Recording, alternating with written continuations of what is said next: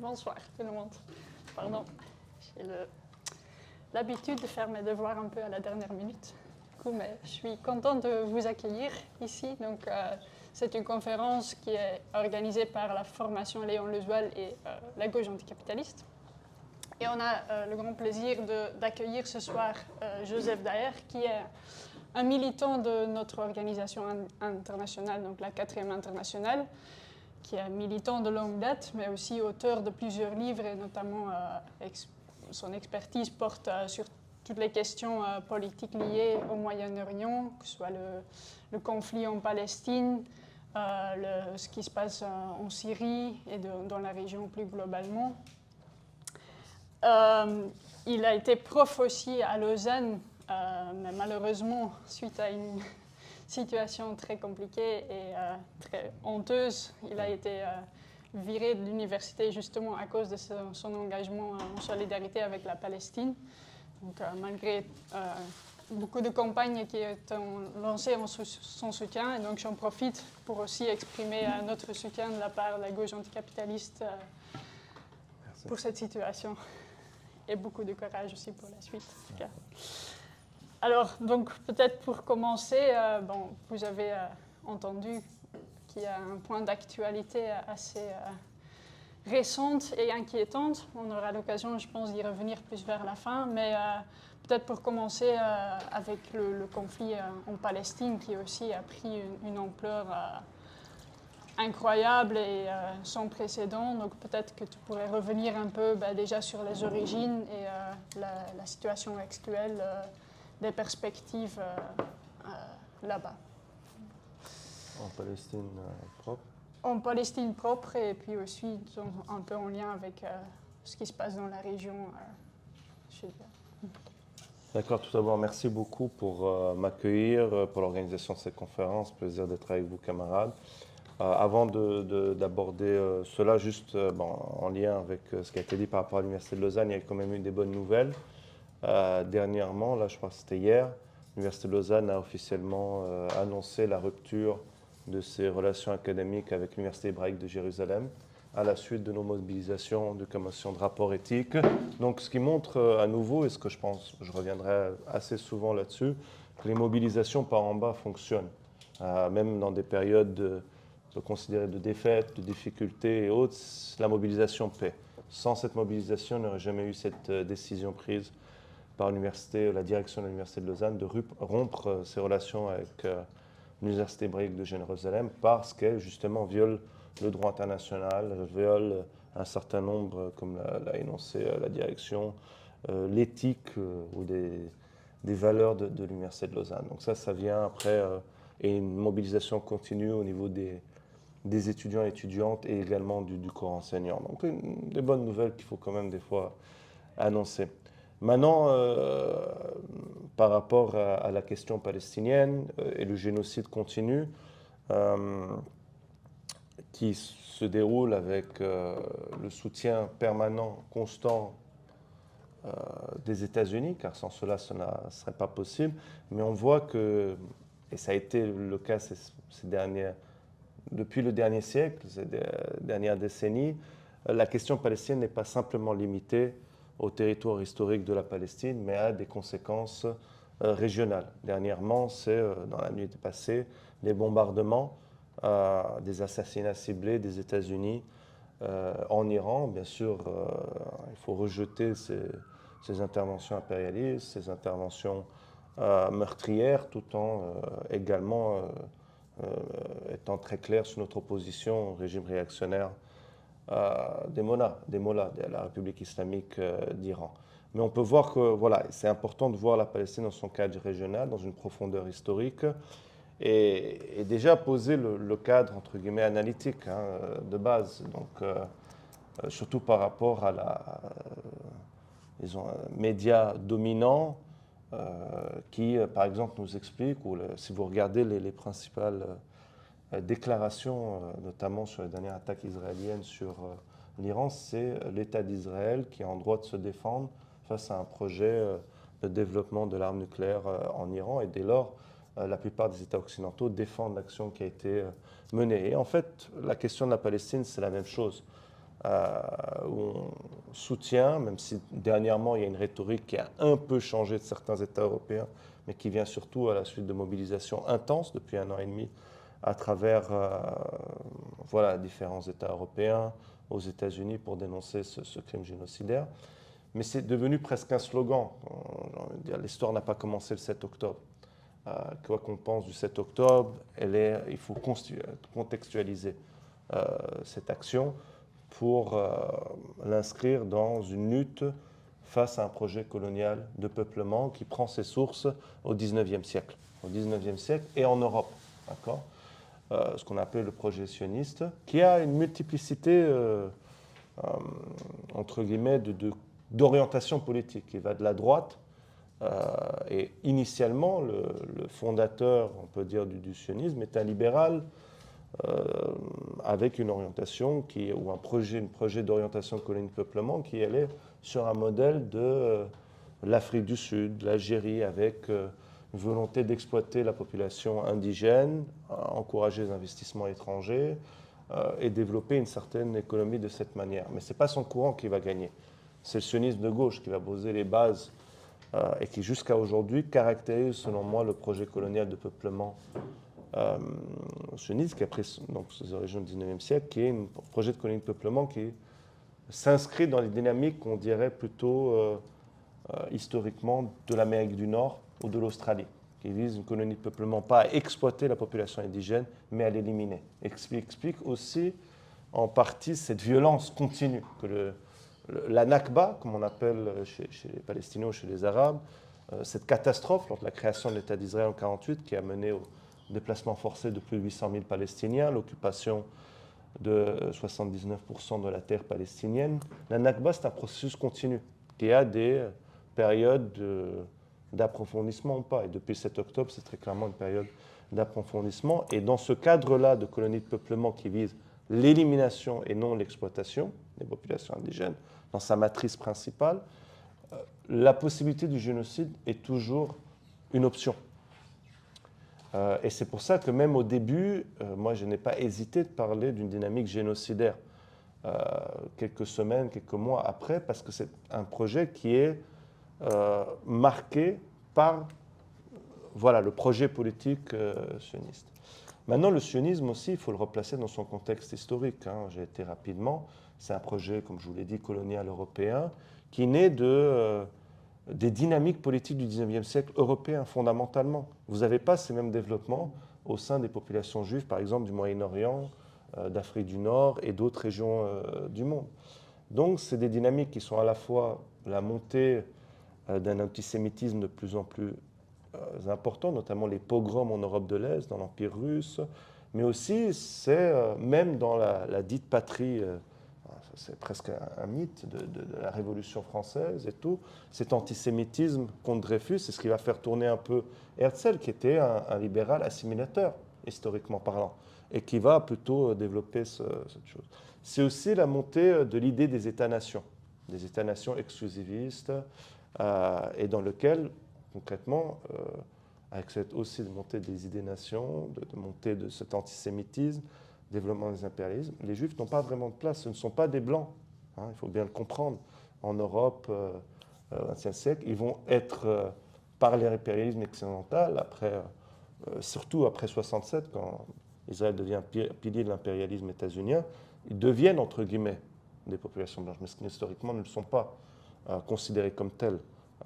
Après, ce n'est pas la seule population où on voit cette construction qui change de passer d'une population opprimée à une population dominante. Si vous regardez l'histoire du peuple irlandais, qui a subi une colonisation anglaise, qui était considérée comme une population non blanche, son émigration vers les États-Unis, une partie pour devenir dans le mouvement ouvrier blanc, c'est d'affirmer une forme de blanchitude face aux populations noires et dès lors pour devenir partie des dominants. Donc il y a et c'est pour montrer vraiment c'est une construction. Donc vous avez ces trois éléments. Construction des États-nations, antisémitisme montant et l'impérialisme qui se développe, colonialisme. Et c'est pour ça que Herzl, quand vous voyez ses textes, déjà lui il aspire à devenir comme les populations dominantes blanches dans son discours. Il a un discours très je veux dire, avec des aspects quand même sur les populations orientales juives qui pourraient être assimilées à des formes d'antisémitisme, comme ils les présentent, comme manque de civilisation. Ils doivent atteindre ça. Deuxième chose, c'est nous, on va servir un projet impérial. Et dans une des caractéristiques du sionisme par rapport aux autres projets coloniaux de peuplement, qui est différent, c'est qu'il n'avait pas une métropole. Quand vous avez le projet colonial de peuplement aux États-Unis, au Canada, en Australie, il y a une métropole coloniale. Dans le sens où vous avez un centre colonial qui soutient l'Empire français, anglais. Les sionistes, ils notent taper à la porte à différents centres impérialistes en disant on va servir votre intérêt impérialiste, mais soutenez notre projet. Et c'est la Grande-Bretagne qui va le soutenir. D'ailleurs, la Grande-Bretagne cite certains officiels anglais, quand ils soutiennent le projet sioniste en Palestine, ils parlent un peu, ils voient ça dans une continuation de ce qu'ils ont fait en Irlande du Nord, avec le soutien de cette colonisation à travers les populations qu'ils ont implémentées, protestantes. Et donc ils voient ça véritablement dans une perspective coloniale, et aussi la Palestine joue un rôle primordial au niveau de l'expansion de l'Empire britannique, notamment le contrôle du canal de Suez. Ils avaient déjà l'Égypte, la question du commerce. Donc, et ce n'est pas par une forme de sympathie, j'ai envie de dire, envers les populations juives. Au contraire, Lord Balfour est un antisémite reconnu, notoire.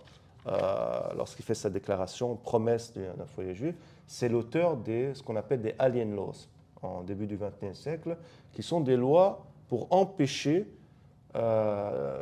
les migrants juifs d'arriver en Angleterre qui fuient les pogroms, notamment d'Europe de l'Est. Il était connu pour le seul ministre britannique qui s'est opposé à la déclaration Balfour en 17, c'est un ministre de confession juive, Montaigu, libéral, qui dit en fait vous nourrissez les déclarations de l'extrême droite britannique qui dit finalement on a deux nations. Une nation qui serait, on n'est pas des véritables citoyens et citoyennes britanniques. Bon, au-delà de, on peut discuter, mais c'est de montrer que voilà, la question de la, et il faut le placer jusqu'à aujourd'hui. Le projet israélien, ce génocide s'inscrit dans un projet colonial de peuplement qui a pour but, si vous voulez, de faire en sorte que les Palestiniens et Palestiniennes, on va les laisser dans des réserves. À la modèle aux États-Unis, encore une fois au Canada et Australie. Et c'est aussi comme ça qu'on prend cette violence. De même, le lien avec l'impérialisme est fondamental. Voilà. C'est le mandat britannique qui a permis de structurer, d'aider, de renforcer les structures sionistes au sein de la Palestine. D'ailleurs, pour une grande majorité de juifs, le projet sioniste est un projet ultra minoritaire, je dirais jusqu'aux années 30, 40, et où il devient un projet dominant idéologique dans la diaspora juive mondiale, c'est après 67. Ça, c'est le vrai tournant. C'est après la guerre des 6 jours. Israël est présenté, voilà, va devenir un pilier de l'impérialisme occidental. Mais jusqu'à la Shoah, l'Holocauste, le sionisme est un mouvement minoritaire en Europe.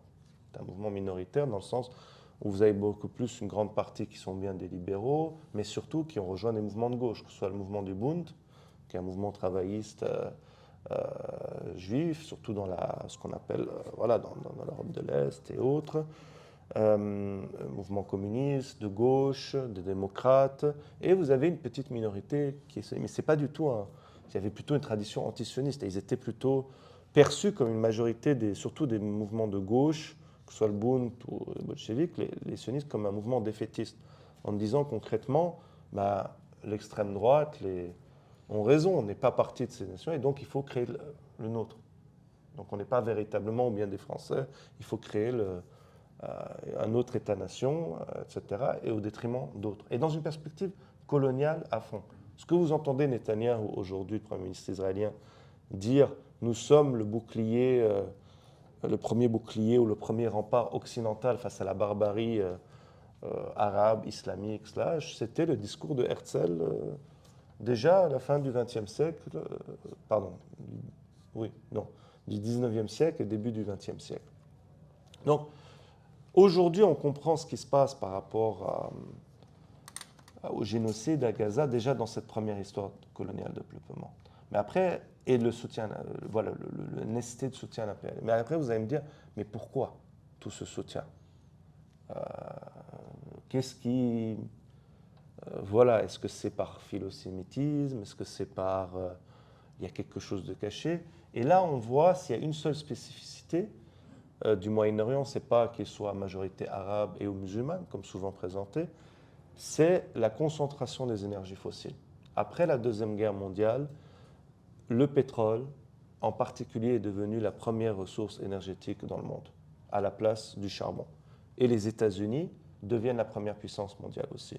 Et dès lors, tout changement d'influence politique au Moyen-Orient changerait des dynamiques au niveau international, d'économie politique. Quand on a appelé les 30 glorieuses en Europe, la reconstruction a grandement été possible aussi avec un pétrole à très bas prix qui était majoritairement contrôlé par les compagnies pétrolières états-uniennes à cette époque-là, avec quelques autres, d'autres nationalités, mais principalement américaines. Et jusqu'à aujourd'hui, et c'est pour ça que, après, on peut développer là-dessus, la Palestine n'est pas simplement une cause de soutien à l'autodétermination d'un peuple opprimé, colonisé, une cause internationaliste, mais c'est aussi fondamentalement une cause écologiste. Par le fait, pas simplement que les guerres créent plus de pollution, etc., mais Israël est un pilier pour maintenir l'hégémonie américaine et maintenir le contrôle de la distribution du pétrole dans le monde. Okay? Et jusqu'à aujourd'hui, le pétrole reste fondamental dans l'économie internationale, pas simplement pour ceux et celles qui ont une voiture, remplir l'essence, etc., mais tous les produits dérivés, plastique, tout, c'est le pétrole, et joue un rôle central. Donc de même que l'accumulation de capitaux issus de la vente de pétrole est en partie réinvestie dans tout ce qui est industrie armement, finance états-unienne. Donc là, on comprend ces différentes dynamiques et on voit le lien, pourquoi le soutien à l'État d'Israël, qui n'est pas dû par une forme d'amour particulier, au contraire, d'ailleurs, de plus en plus, et même historiquement, je parlais de Lord Balfour, aujourd'hui, ce n'est pas l'unique raison, mais on peut avoir les pires antisémites soutenir l'État d'Israël. Il n'y a pas de contradiction en soi, et surtout que maintenant, pour beaucoup de pays d'extrême droite, vous avez, pour de mouvements d'extrême droite, vous avez d'un côté le pilier que représente Israël pour l'hégémonie occidentale impériale, particulièrement américaine, mais deuxième chose, et c'est ce qui est beaucoup plus marqué dans les 30 dernières années, et c'est pour ça qu'il y a de plus en plus quand même un clivage gauche-droite qui s'est développé autour de la question palestinienne, c'est le fait que l'extrême droite voit Israël comme un modèle politique à suivre. Il rêverait de traiter les populations non blanches comme Israël traite les Palestiniens. Une société ultra-raciste. Après, pour certains, il y a aussi la question de Start-up Nation, etc. Mais c'est un modèle politique. C'est pour ça que vous avez... et c'est aussi, surtout en Europe, la question de l'islamophobie est centrale aussi pour comprendre le soutien. Alors, ils sont aussi antisémites, mais ils sont encore plus islamophobes. Donc, il faut d'abord taper sur les Arabes et musulmans, puis après, quand on aura fini avec eux, on s'attaquera aux autres, disons. Donc, ça, c'est les bases, je pense, pour comprendre l'origine, on peut dire, de la question palestinienne. Dans une histoire qui est proprement, à l'origine, une histoire européenne, de colonisation, d'impérialisme, et qui n'est pas, comme parfois présenté, la création de l'État d'Israël serait le résultat d'une mauvaise... on se sent mal par rapport à l'Holocauste et la Shoah. Et donc on va créer... Non, c'était un projet qui prend des racines déjà au XIXe siècle et au début du XXe siècle. Et bon, après 2-3 mois encore, on peut voir que ça ne s'est jamais arrêté. Israël n'a pas été simplement une colonie de peuplement qui s'est attaquée aux Palestiniens, mais aux peuples régionaux. Ça a été un pilier contre tous les mouvements de gauche ou qui challengeaient les États-Unis, que ce soit les organisations palestiniennes, les organisations de gauche, ou après, on peut dire une grande partie de défaite de la gauche, de mouvements qui peuvent être totalement réactionnaires, de type Hezbollah, la République islamique d'Iran, mais qui sont en contradiction avec l'impérialisme américain. Donc, et là, dans ce cadre-là, on peut voir que l'occupation israélienne, comme les cessez-le-feu, n'ont pas cessé. Il n'y a pas de cessez-le-feu. Les cessez-le-feu les trêves ont été jamais respectées par Israël. Au Liban, il y a un soi-disant cessez-le-feu depuis fin novembre. Vous avez des bombardements continus jusqu'à aujourd'hui. pas simplement au sud du Liban, mais à Beyrouth même. Dahieh a été, ce qu'on appelle la banlieue sud en français, a été bombardée. La Syrie est complètement bombardée.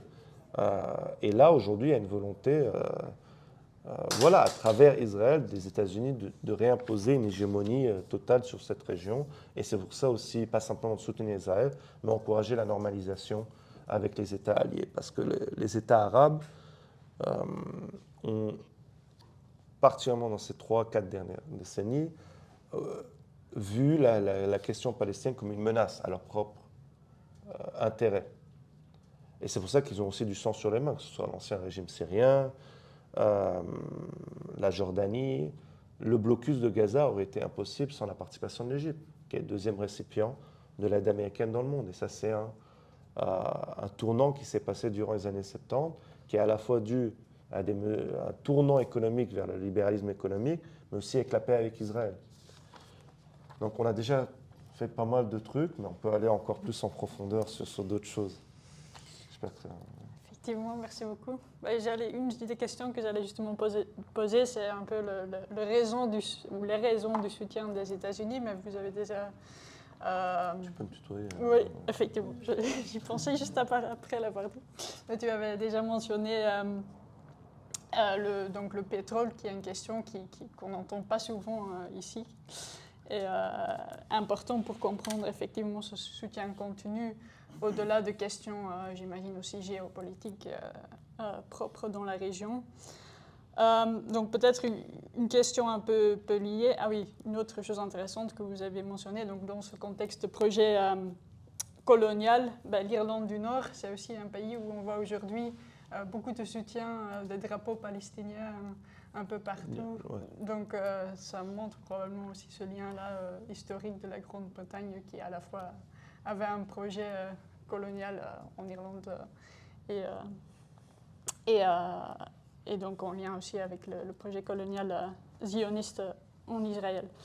Peut-être pour rebondir sur deux choses. Donc d'une part, en Israël même, donc vous avez parlé aussi du zionisme du gauche qui était également à la base du projet de colonisation du peuple mauve.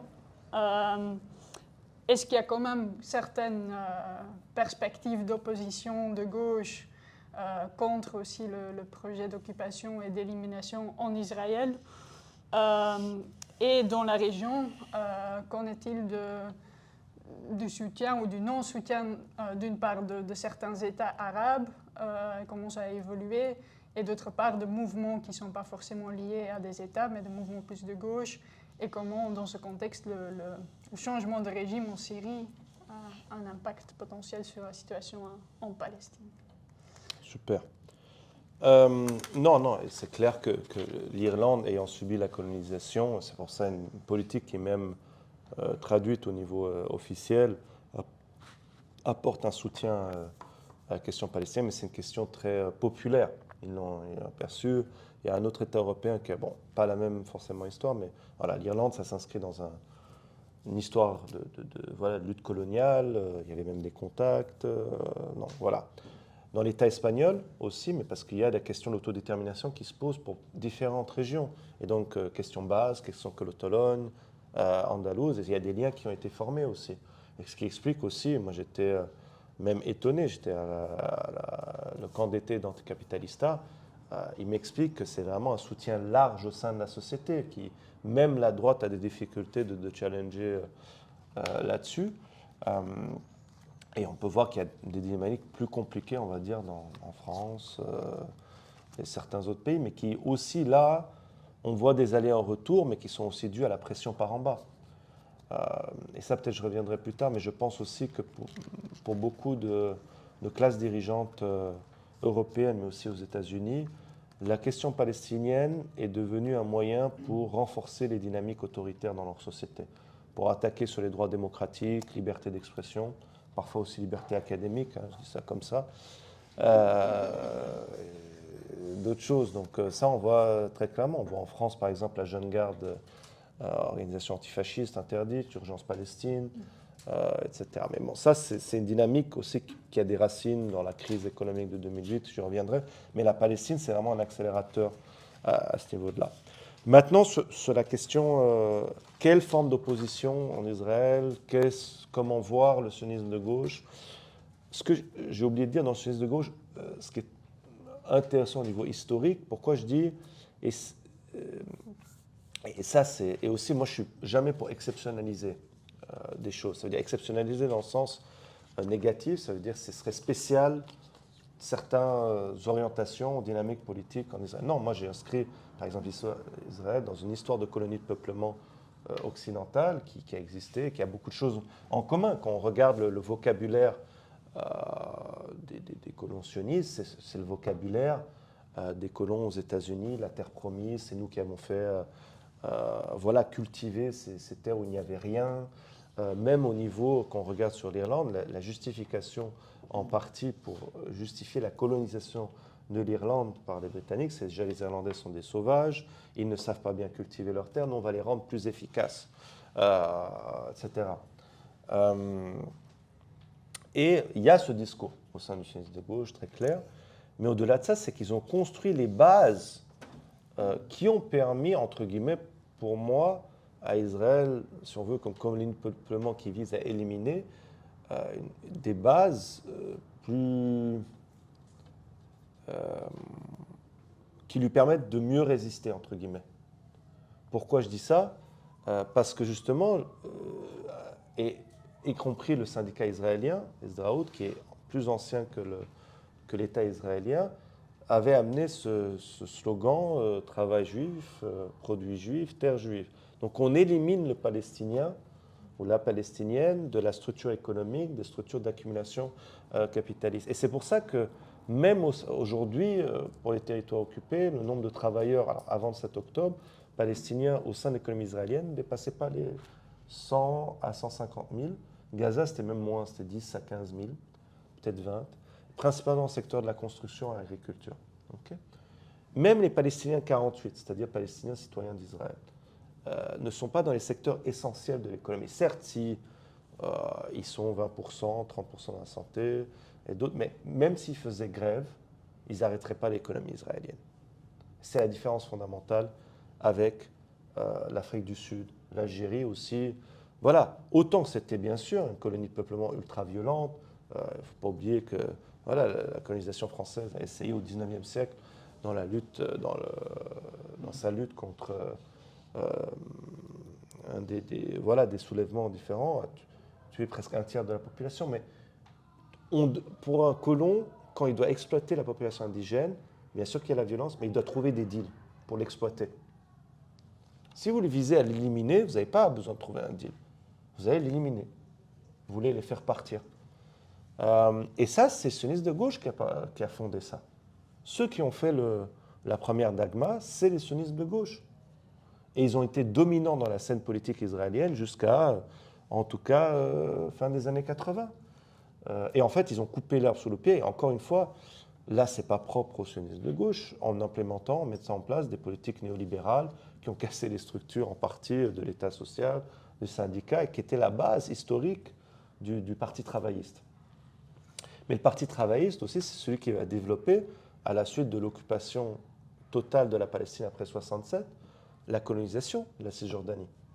Une destruction en partie, en tout cas arrêt de continuer à détruire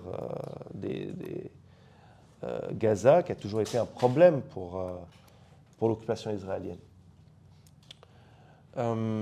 Donc Rabin, qui est souvent présenté comme un homme de paix, donc qui a été assassiné par ceux qui sont aujourd'hui au pouvoir, en partie en Israël, l'extrême droite, presque il y a des caractéristiques fascisantes. Rabin, c'était celui qui a dit on empêchera tout programme de développement productif de l'économie palestinienne. C'est celui qui avait mis en place le programme lors de la première intifada, la dite première intifada en 87-88, qu'il faut casser les bras des jeunes Palestiniens et Palestiniennes qui manifestaient de manière pacifique et autres. C'est l'histoire de son armée d'occupation israélienne. Donc, et aujourd'hui, même l'opposition à Netanyahou, qui vient d'une grande partie de la société, qui date de plusieurs années, n'est pas basée sur une opposition à l'occupation ou la colonisation du système d'apartheid. D'ailleurs, dans les manifestations qu'il y avait contre Netanyahou, que le drapeau israélien était accepté. Il y avait un député palestinien, un démocrate, Ayman Odeh, qui avait essayé de s'exprimer, il avait été foutu dehors. Quand il y avait des jeunes qui étaient anarchistes, qui avaient essayé de faire des slogans anti-occupation, c'était foutu dehors. Donc c'est comment gérer. De même, en 2010, quand il y avait eu 2011, pardon, à la suite du début des processus révolutionnaires au Moyen-Orient et en Afrique du Nord, il y avait eu le soi-disant printemps israélien qui manifestait pour dénoncer la vie chère dans les grandes villes israéliennes. Une des solutions pour répondre à leurs revendications, c'est de développer la colonisation en Cisjordanie pour avoir des logements moins chers. Donc voilà, ils ne remettent pas, le sionisme de gauche ne remet pas en cause la structure coloniale de l'État d'Israël et le fait même d'accepter le droit au retour. Donc c'est de ne pas remettre en cause la question fondamentale de l'apartheid, de la colonisation, occupation, etc. Et donc c'est pour ça qu'ils ne peuvent pas être des alliés dans ce cadre-là. Et plus largement, historiquement parlant, vous n'avez jamais vu dans une histoire coloniale les colons, les dominants, abandonner sans un changement des équilibres de force plus régionales leur avantage matériel. Parce que jusqu'à aujourd'hui, grâce à cet état d'apartheid, ils ont un avantage matériel. C'est sans parler de l'hégémonie idéologique depuis qu'ils sont nés, l'école, ils font quand même 3 ans d'armée d'occupation israélienne. C'est pas des petites choses. Donc vous avez aussi une structure idéologique qui est construite, en plus de l'avantage matériel. Vous avez eu des sondages juste dernièrement qui disent 65% des Israéliens ne pensent pas qu'il y a des innocents à Gaza. 65%. Donc, quand il y a des demandes pour le retour des otages, l'arrêt de la guerre, ce n'est pas la question palestinienne qui est mise en avant, c'est par rapport à leur propre intérêt. Après, est-ce que ça veut dire qu'il n'y a pas de groupe à l'intérieur d'Israël avec qui on peut collaborer? Si, mais ce sont des antisionistes. Ce sont des antisionistes de gauche. Alors, je ne parle pas des Palestiniens, bien sûr, de 48, leurs groupes politiques, d'autres qui sont dans des autres dynamiques politiques. Mais bien sûr qu'il y a des groupes antisionistes de gauche qui existent, qui sont honnêtement tout le respect, toute l'admiration pour leur lutte, etc. Mais il faut aussi dire qu'ils sont ultra minoritaires au sein de leur société. Il faut être très clair dans cette perspective. Et ce qui pose aussi des stratégies, de quelle forme de libération. Les travailleurs, travailleuses palestiniens, à eux et elles-mêmes, changer le rapport de force face à l'État d'Israël, qui est l'État le plus soutenu militairement, financièrement, économiquement dans le monde. Il faut juste se rendre compte que entre octobre 2023 et octobre 2024, les États-Unis ont fourni 18 milliards d'aides. Sans eux, ce n'est pas possible, le génocide. Matériellement, financièrement et autres. Sans parler des États européens aussi, notamment l'Allemagne, qui joue un rôle relativement important dans aussi le transfert d'armes et autres. Donc ça pose la question, quelle forme d'alliés? Et alors là, il y a une partie de la gauche qui dit, je ne vais pas citer les noms, oui, il faut une alliance entre travailleurs, travailleuses palestiniens et travailleurs, travailleuses israéliennes. Oui, mais bon, disons ça, ce serait bien, en effet. Mais dans une structure coloniale, ça ne s'est jamais vu. Et les raisons que je vous ai expliquées, ça vous explique pourquoi ça ne va pas de se passer. Alors, qui chercher comme allié? Et c'est là, et ça vient à ta deuxième question, quel est le rôle des classes populaires arabes et plus généralement des populations de la région, parce que c'est pas simplement, il n'y a pas que des Arabes. Au Moyen-Orient, en Afrique du Nord, il y a une diversité. Et là, les régimes arabes sont des régimes protecteurs de l'État d'Israël. C'est pas pour rien l'Égypte, deuxième récipient de l'aide économique dans le monde. Vous avez vu comment ils traitent les gens qui essayent d'aller à Rafah, arrestation et autres. Bon. Le blocus aurait été impossible sans eux. La Jordanie, c'est le 3e ou 4e, selon les années, récipient de l'aide américaine dans le monde. Bon, vous comprenez, Jordanie, Égypte, comment on essaye de bloquer toute forme d'aide qui pourrait être apportée aux Palestiniens. Et tous les régimes arabes, lorsqu'il y a des manifestations en faveur de la Palestine, voient ça comme une menace. Parce que généralement, quand les gens sortent pour la Palestine, il y a aussi une critique de leur propre régime, de leur collaboration directe ou indirecte avec Israël ou avec les États occidentaux qui soutiennent eux-mêmes Israël. Et surtout, il y a les problèmes sociétaux de leur propre société qui ressortent. l'absence de démocratie, l'absence de justice sociale. Et en fait, il y a beaucoup d'amis à moi, des militants, des militantes qui ont fait leurs premières armes politiques ou de radicalisation politique lors de la deuxième intifada, dans les années 2000, en Égypte, en Syrie, au Liban, etc., qui c'est à travers la Palestine qui se sont radicalisés. Parce que quand ils criaient libération de Palestine, ils se faisaient en partie taper, tabasser par leur régime, qui eux-mêmes disaient, avaient des discours politiques en soutien avec la Palestine. Pourquoi? Et ça se pose des questions, ça radicalise dans cette perspective-là. C'est sans parler qu'historiquement, on a différents régimes qui se sont présentés comme soutien ou pas, qui ont réprimé les mouvements palestiniens. Et là, c'est clair que le régime syrien, qui s'est présenté comme champion du nationalisme arabe, anti-impérialiste, alors c'est ce que j'appelle les mythes. Le régime syrien n'était ni anti-impérialiste, ni laïque, ni socialiste. C'est des mensonges historiques de ce régime. Mais le régime syrien, à partir des années 70, surtout sur Hafez al-Assad, donc le père de Bachar el-Assad, donc en plus, je veux dire, décrire un régime qui a eu pendant 54 ans la même famille au pouvoir de socialistes, laïques et anti-impérialistes, il faut y aller quand même, je veux dire. Mais bon, voilà.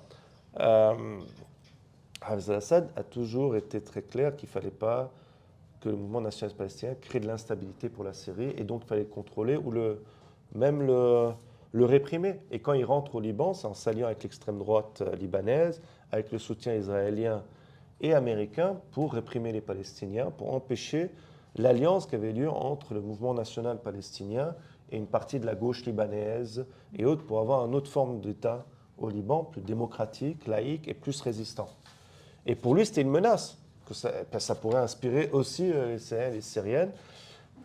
Et il y a eu plusieurs faits d'armes, régime syrien qui a massacré directement ou indirectement les Palestiniens, aussi les civils. Le camp de Zaatal, c'est l'extrême droite libanaise chrétienne qui le fait, mais c'est sous couvert de la protection du régime syrien. Dans les années 80, il y a la guerre des camps. Même en Syrie, quand les Palestiniens ont essayé de s'organiser face à ces politiques, ils ont été emprisonnés. Il y a eu plus de 2000 prisonniers politiques palestiniens fin des années 80.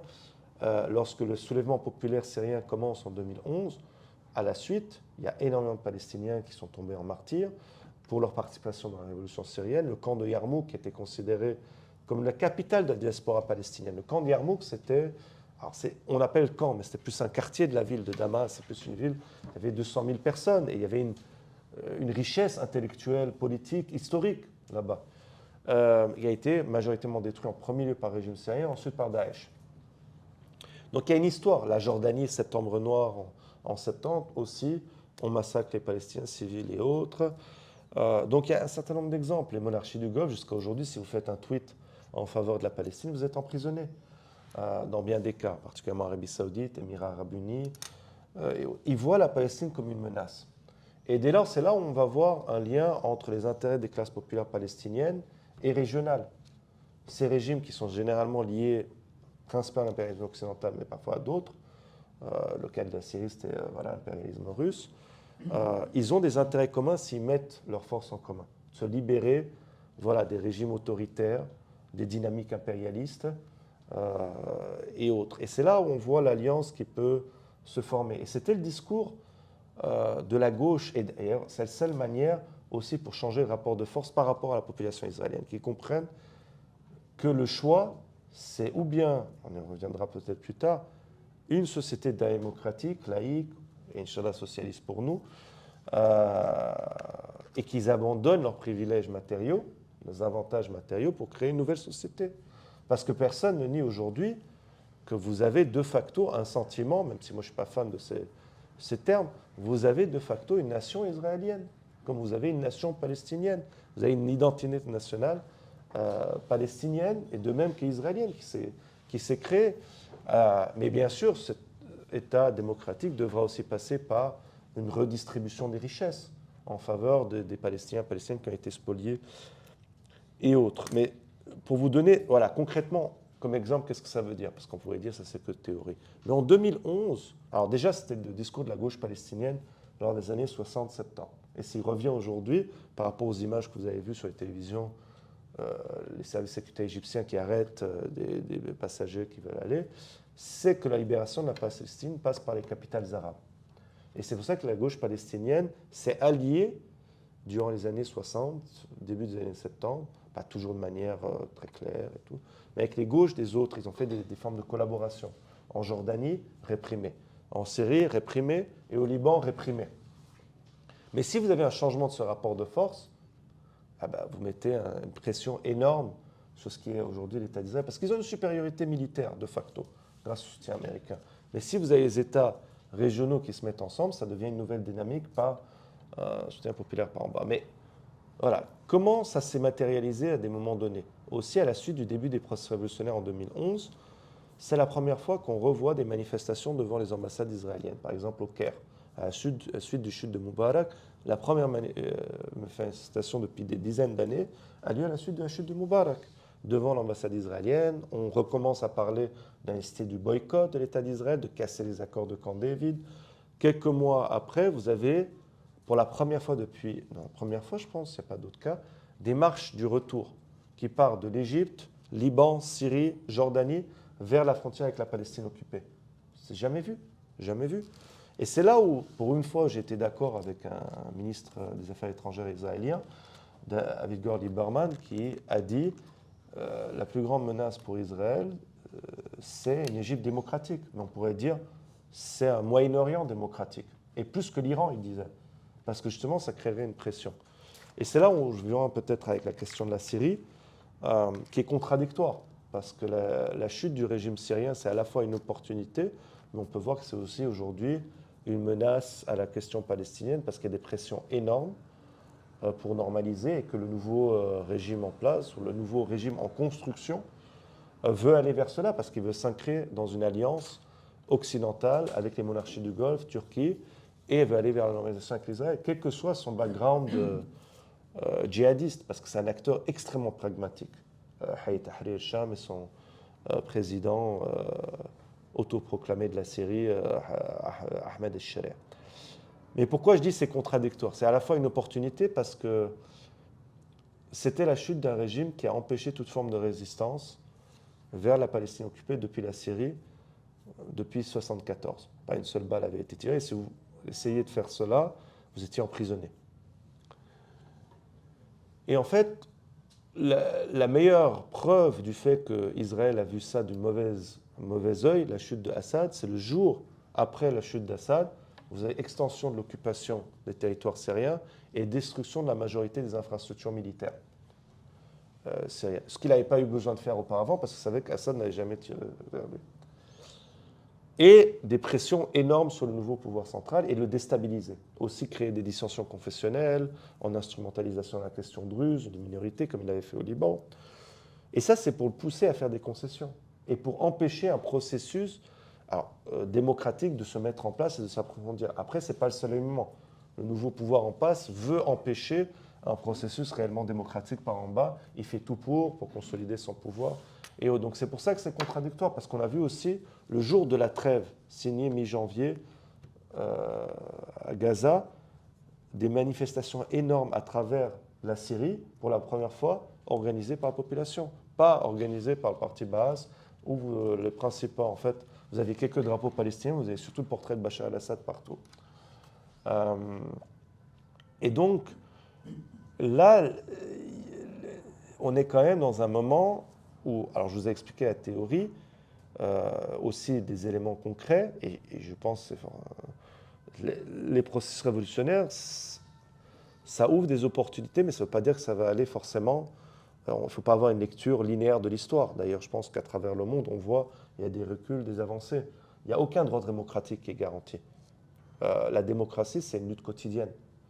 Et ça, c'est même dans des démocraties dites libérales. Les dynamiques autoritaires dont je vous parlais en Europe, on voit la remise en cause des droits des femmes, le droit de l'avortement, particulièrement aux États-Unis. Donc il faut bien comprendre que tout ça, ce n'est pas des droits démocratiques garantis. Ça n'a jamais été le cas.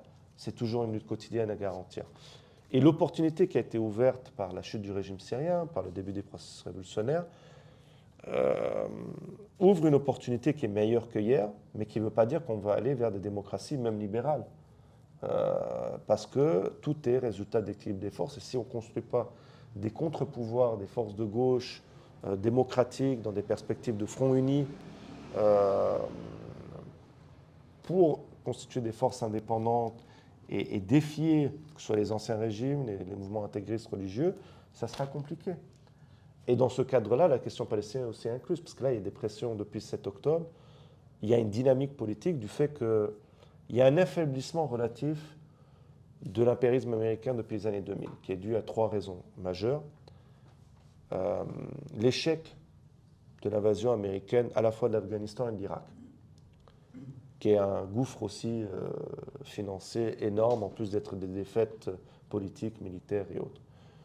Deuxième chose, la crise financière mondiale de 2008, qui a remis en cause le modèle états-unien néolibéral et autres, et aussi qui a marqué l'accélération de la puissance rivale chinoise. Puis finalement, les processus révolutionnaires de 2011, qui a remis en cause un peu cette hégémonie et des alliés américains historiques, Moubarak en partie, Ben Ali, etc. Et aussi, ce soutien tel à Israël, c'est aussi une marque de faiblesse. C'est-à-dire, pour réinstaurer mon hégémonie dans cette région face à la montée en puissance de la Chine, en partie de la Russie, mais moins, on veut réinstaurer ça. Et c'est aussi pour ça qu'on pousse très fortement pour la normalisation. Et cette normalisation passe par soutien d'une agressivité totale d'Israël. Mais c'est là aussi qu'il y a un peu une contradiction. Et quand vous voyez les dites conférences de la paix organisées par l'Égypte, la Jordanie ou l'Arabie Saoudite, c'est pas parce que la mort des Palestiniens les rend solidaires, c'est pour protéger leurs propres intérêts. C'est qu'en fait, la politique de Trump et Netanyahou, et avant Biden, met en danger leurs propres intérêts.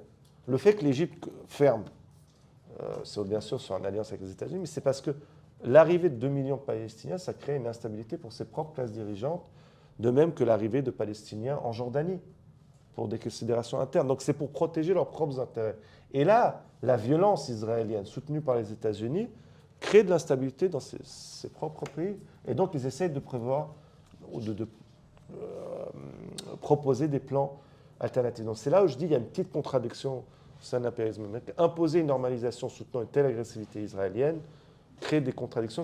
Pour l'Arabie Saoudite aujourd'hui, qui pour moi a fait un choix stratégique pour la normalisation. D'ailleurs, un des objectifs du 7 octobre, c'était de casser cette normalisation qui allait être annoncée avec l'Arabie Saoudite.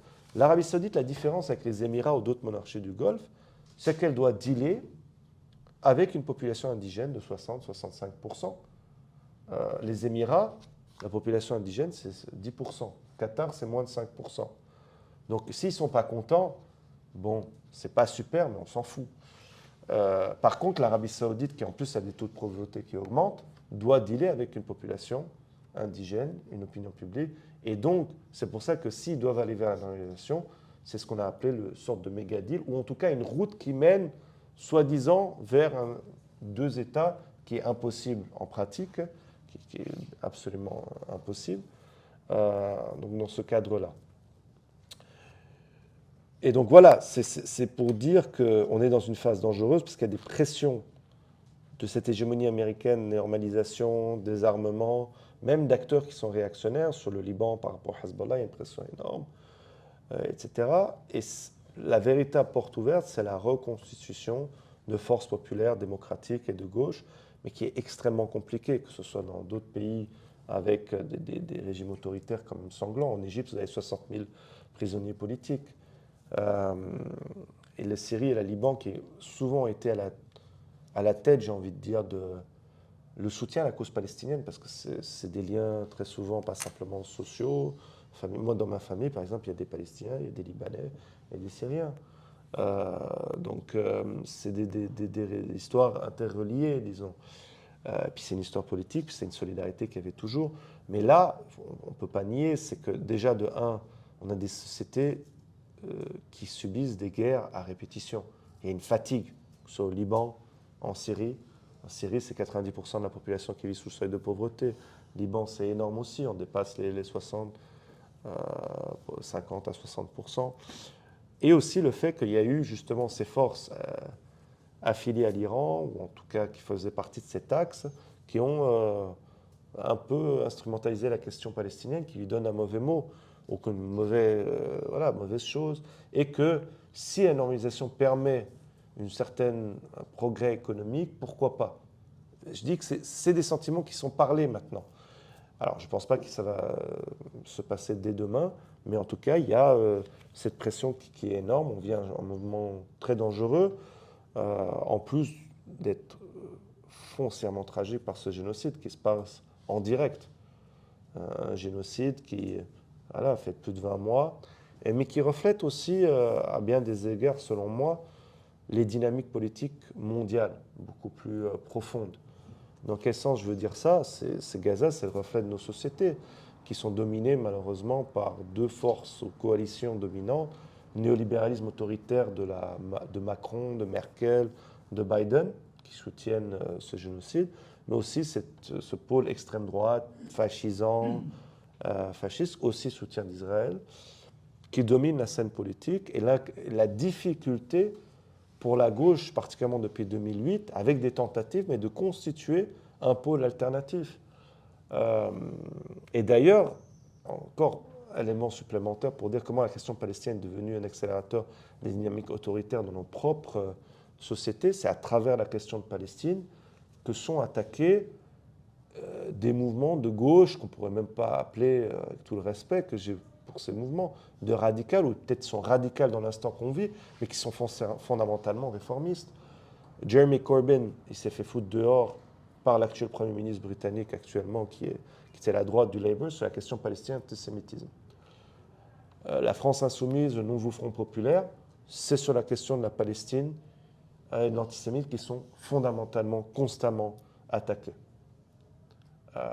Et ça vous dit quelque chose parce que ce que crée après le 7 octobre le mouvement pro-Palestine, dans les mouvements pro-Palestine, vous avez ce qu'on aime beaucoup, nous, parler dans la gauche radicale, et je pense que c'est juste d'avoir cette orientation, mais qui se traduit, entre guillemets, dans la pratique, dans les mouvements pro-Palestine, c'est la convergence des luttes. C'est la convergence de mouvements sociaux différents, écologistes, féministes, anticapitalistes, antiracistes, anti-impérialistes, et des gens aussi qui reflètent la véritable diversité de nos sociétés. Quand vous voyez les mouvements pro-Palestine, vous avez la véritable diversité de nos sociétés, que ce soit culturelle et autres. Et surtout, ce qui fait peur aux classes dirigeantes, c'est que dans cette conférence de lutte, il y a des gens qui font des expériences en commun, qui peuvent essayer de construire une alternative. Parce qu'à travers la Palestine, on repense notre société aussi, dans les discussions qu'on a, à travers les occupations des universités, à travers les grèves des dockers, à travers les grèves des enseignants, sur quelle manière de donner son cours, ou bien qu'en France, il y a des mobilisations pour soutenir une prof qui a fait 1 minute de silence parce que des enfants ont demandé 1 minute de silence pour Gaza. Et donc tout ça, c'est à voir comme cela. C'est une peur aussi des classes dirigeantes de voir ces pôles de la société constituer un pôle alternatif à travers l'accumulation d'expériences. Et c'est aussi là la question de la solidarité internationale est importante. Encore une fois, à travers la Palestine, on n'use pas simplement pour soutenir une cause qui est fondamentalement juste, anticolonialiste, impérialiste, internationaliste, face à un génocide en direct, qu'on ne dit plus jamais ça, ça a un sens, je veux dire. Et ça, c'est fondamental dans notre engagement. Mais c'est aussi, et c'est là où on doit comprendre, je pense que j'appuie beaucoup sur ce point, en luttant pour la Palestine, on lutte aussi pour nos propres intérêts de défense des droits démocratiques et sociaux dans nos sociétés aujourd'hui. C'est parce que c'est à travers la Palestine qu'on dit on va empêcher les personnes de s'exprimer. Mais demain, ça sera autre chose. Mais on aura posé le précédent. Bon, là, j'ai pas mal, mais parce que je suis parti d'Israël, et sur la question de l'international. Mais voilà comment, ça c'est une autre phrase que j'aime bien, que nos destins sont liés et en commun par rapport à quelle société, type de société construire.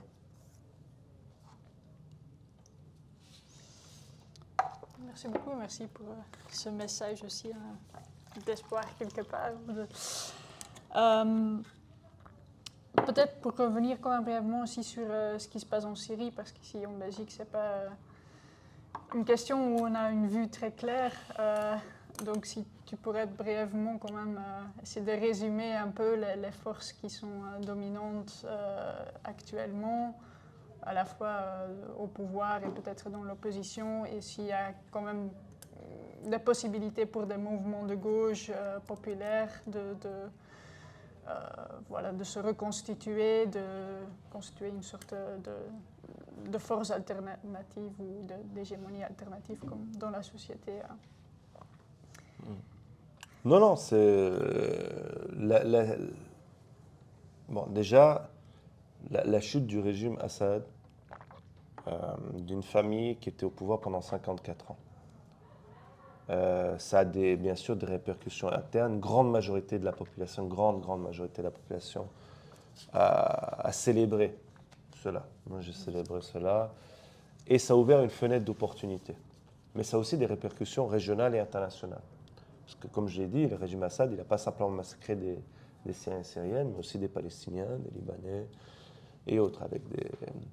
Et ça a des répercussions régionales et internationales. Et comme je vais vous expliquer, c'est aussi un mouvement c'est un moment qu'il faut se saisir. C'est un moment qui permet l'ouverture d'opportunités, mais sans garantie. Mais déjà, le fait d'avoir cette opportunité, de l'exploiter, de tenter de faire quelque chose, c'est une chance. Moi, j'ai par exemple pu rentrer après 14 ans, je n'avais pas le droit de rentrer en Syrie. Ou si j'avais le droit, je n'avais plus le droit de ressortir. Disons. Je ne sais pas où j'allais finir.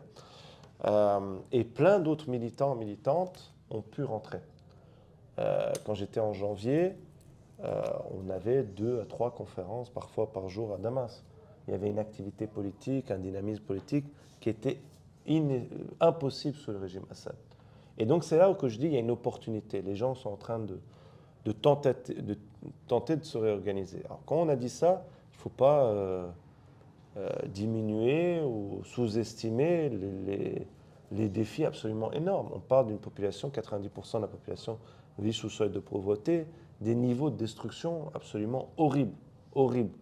Quand on sort de Damas, la banlieue de Damas, Alep, un tiers est détruite, Homs est majoritairement détruite. Et c'est des destructions qui datent, je veux dire, Alep, les destructions massives qui ont été causées, c'était il y a presque 10 ans. C'était en 2016, 2015. Homs, c'est 2014, 2013.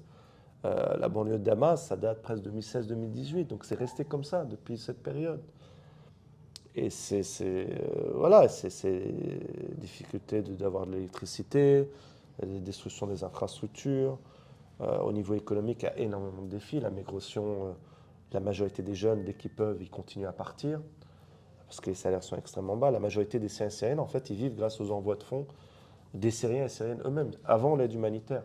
Il faut savoir que les envois de fonds des Syriens et Syriennes, la diaspora, les réfugiés, c'est estimé entre 4 à 8 milliards de dollars. L'aide humanitaire à l'intérieur de la Syrie qui ne cesse de diminuer, surtout après les annonces de USAID, c'est moins que 2 milliards de dollars. Donc les défis sont énormes. C'est une Syrie fragmentée. On a des régions en dehors du contrôle de Damas, de Hayat Tahrir al-Sham, donc le nouveau acteur en puissance. On a le nord-est de la Syrie, bien sûr, contrôlé par l'autorité autonome du nord-est de la Syrie, majoritairement dominée par le PYD, le parti sœur du PKK en Turquie, le parti kurde donc. Et donc, depuis janvier, il y a eu un processus de Hayat Tahrir al-Sham à travers d'essayer de dominer les institutions, à sa fois étatiques. Il y a une nouvelle armée qui est exclusiviste, qui est composée des groupes armés de Hayat Tahrir al-Sham, de l'armée nationale syrienne, qui sont des proxys turcs, qui ont commis des massacres, des violations de droits humains, particulièrement quand les populations kurdes, mais pas simplement, et des petits groupes djihadistes dedans. Niveau sécurité, au niveau des institutions étatiques, les rôles prédominants sont dans les mains des nouveaux pouvoirs. Même dans des acteurs sociaux, on voit des continuations plutôt que des ruptures avec l'ancien régime. Comme l'ancien régime, le Hayat Tahrir al-Sham a nommé leurs affiliés à la tête d'un certain nombre de syndicats et d'associations professionnelles, chambres de commerce. Donc on met ces gens, etc. Donc il y a une tentative de consolidation, surtout en s'appuyant sur la légitimité externe, qui a été relativement rapide, surtout prenant compte du background djihadiste du groupe quand même.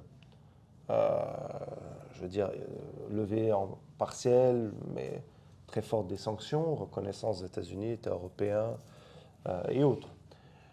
Et politique mise en place, politique néolibérale, très importante, politique d'austérité. On a des licenciements de plusieurs centaines de milliers d'employés d'État ou qui sont suspendus, mais sur une période où on ne sait pas. Coupe sur subventions sur le pain. On veut privatiser majoritairement Donc vraiment, et tout est lié, hein, la question de légitimité extérieure, normalisation extérieure, normalisation avec Israël, accueil d'investissements étrangers, libéralisation, on remet les relations avec FMI, Banque mondiale et tout ça. Et de l'autre côté, il y a des tentatives de construction d'opposition, mais qui sont compliquées, qui restent localisées ou séparées, mais il y a des tentatives derrière l'autorité autonome du nord-est de la Syrie, donc dominée majoritairement par le parti du PYD, a fait une conférence d'unité avec les autres partis kurdes, majoritairement soutenus par le leadership du Kurdistan irakien, Barzani, où il demande un État démocratique, décentralisé, civil, avec des demandes bien, de manière générale, surtout pour une population qui a subi l'oppression nationale en Syrie.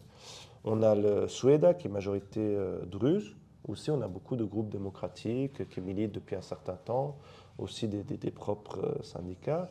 Et après, dans le reste de la Syrie, sous contrôle en fait, de Hayat Tahrir al-Sham, on a des tentatives de réorganisation de petits groupes de gauche qui existent, qui essaient de s'organiser.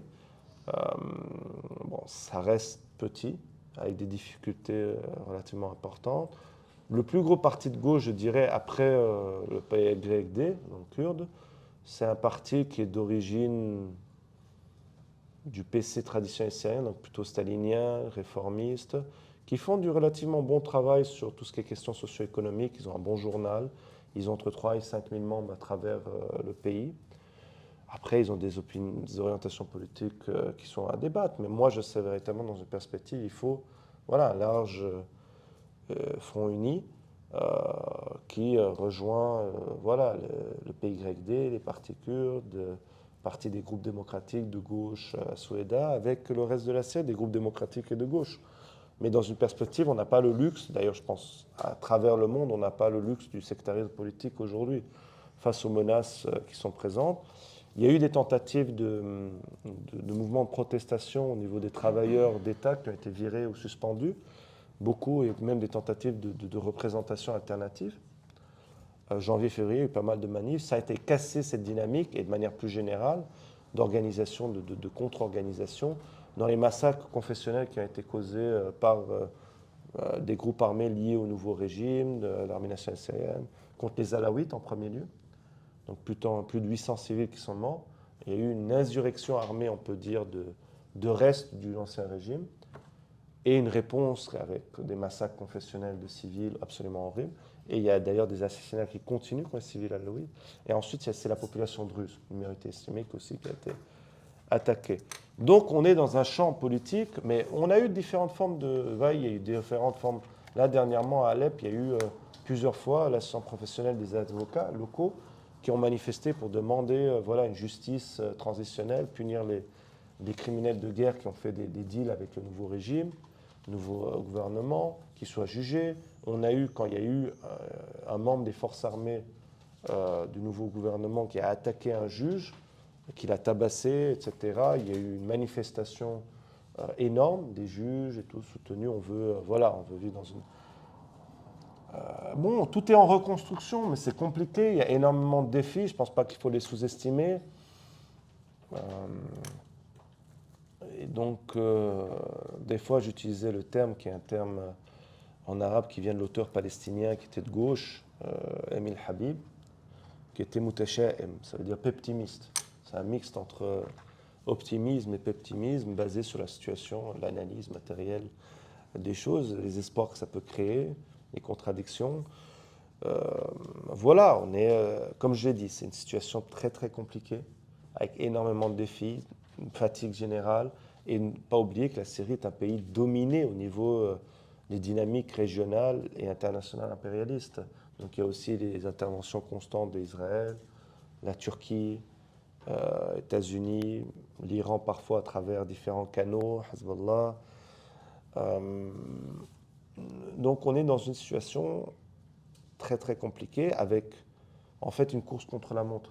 Parce que l'opportunité qui s'est ouverte, qui n'est pas due parce que Hayat Tahrir al-Sham, le nouveau groupe au pouvoir, est gentil, mais c'est parce qu'il n'a pas toutes les capacités militaires, politiques, administratives pour tout gérer.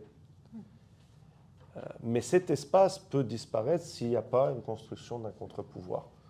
Donc voilà, on est encore dans une période, ça fait 6 mois.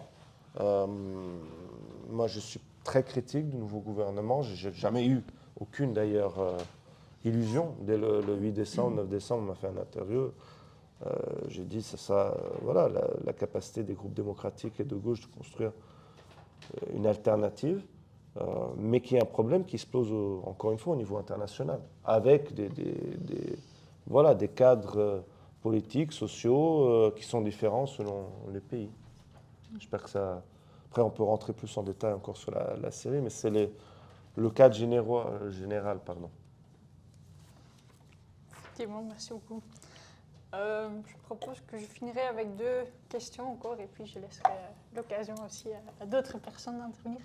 Mais donc peut-être, oui, donc revenir aussi sur les événements très récents de bombardements à l'Iran, qui semble être quand même une fuite en avant, et Israël qui a l'air de pouvoir se permettre tout et n'importe quoi, on pourrait dire, avec un soutien des États-Unis infaillible sous le régime de Trump.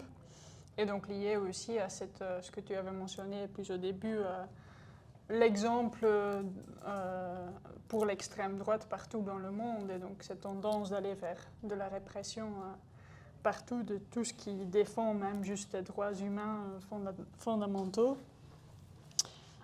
Et puis oui, donc tu l'as déjà mentionné plusieurs fois, mais les possibilités de lutte, y compris ici.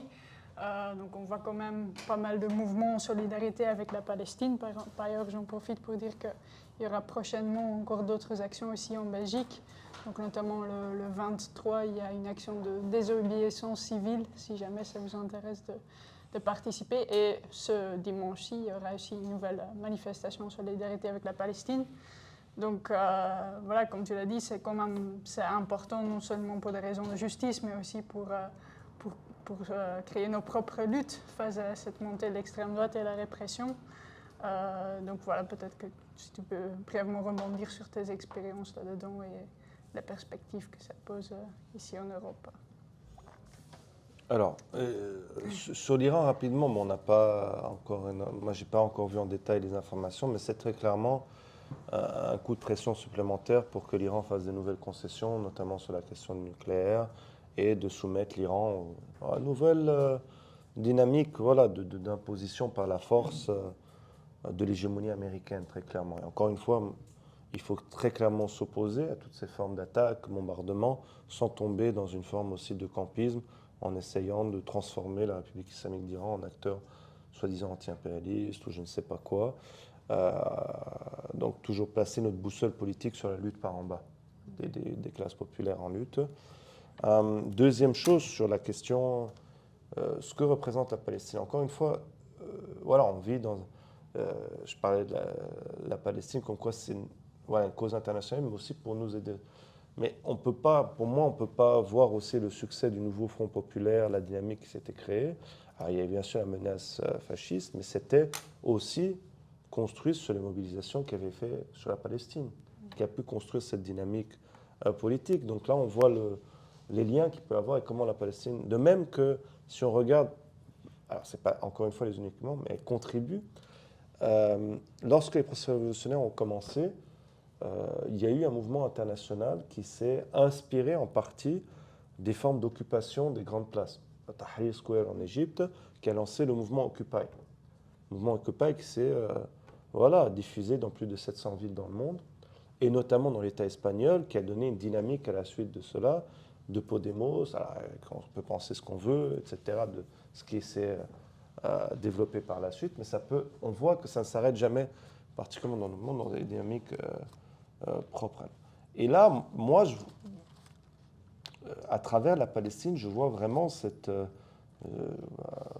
peut-être à défaut de me répéter, mais voilà, cette accumulation d'expériences qui se fait dans une jeunesse qui se radicalise sur la question palestinienne, qui voit à travers la question palestinienne toute l'hypocrisie aussi des dites démocraties libérales pour ceux et celles qui avaient encore des illusions. Le deux poids, deux mesures aussi sur des questions d'antiracisme. Comment expliquer aux jeunes, et encore une fois, nous on fait partie d'une tradition internationaliste qui dit on soutient, pour nous, l'occupation est un crime où que ce soit. Donc on n'a pas de contradiction en disant on a condamné l'occupation de l'Ukraine par la Russie. On a condamné cette invasion. On considère Poutine pas du tout comme un acteur défiant le système impérialiste, mais comme en faisant partie, qui est voilà, fondamentalement raciste, réactionnaire, qui critique voilà, Lénine et Bolcheviks pour avoir accordé le droit à l'autodétermination dans ses discours, etc. Mais comment expliquer aux jeunes, et pas simplement aux jeunes, plus généralement, mais on condamne l'occupation d'un côté, mais quand il s'agit des Palestiniens, mais non, mais finalement, ce n'est pas vraiment une occupation, puis finalement, ils se défendent d'Israël. Bon, là, c'est un peu... Et que cela se rajoute sur voilà, un discours, une rhétorique, particulièrement en Europe, mais ultra raciste et islamophobe. Voilà, le barbare, c'est l'arabe, qui en plus, on réintroduit des vieux trucs, et en partie des mensonges. Voilà, c'est les viols systématiques. Personne ne dit qu'il n'y a peut-être pas eu des harcèlements sexuels, des violations, mais de dire que c'était systémique, ça n'a pas été prouvé. Et c'était le but de dire que c'était systémique, c'est de dire, ben voilà, ces Arabes, ils sont fondamentalement violents, ils sont fondamentalement patriarcaux, ou etc. Et on voit dans le soutien, la criminalisation, le soutien de la Palestine, voilà, il y a aussi la dynamique raciste qui joue. Et c'est pour ça qu'il y a une telle radicalisation à ce niveau-là, une telle radicalisation à travers la question palestinienne. Et c'est là où je pense qu'on doit saisir cette occasion pour nous reconstituer, ou reconstruire, ou établir, ou selon les cas dans chaque société, les ponts entre les mouvements sociaux, politiques, démocrates, progressistes, dans cette perspective de front uni. Pour constituer voilà, un défi face, pour moi, aux deux menaces qui constituent pour les classes populaires le néolibéralisme autoritaire et le fascisme. Et d'ailleurs, qui dans les deux cas ne propose pas une alternative à la crise écologique, qui nous mène vers voilà, une catastrophe toujours de plus en plus prégnante. Donc c'est accumuler justement ces expériences de lutte, et malgré la répression qui touche aussi, qui est relativement sévère.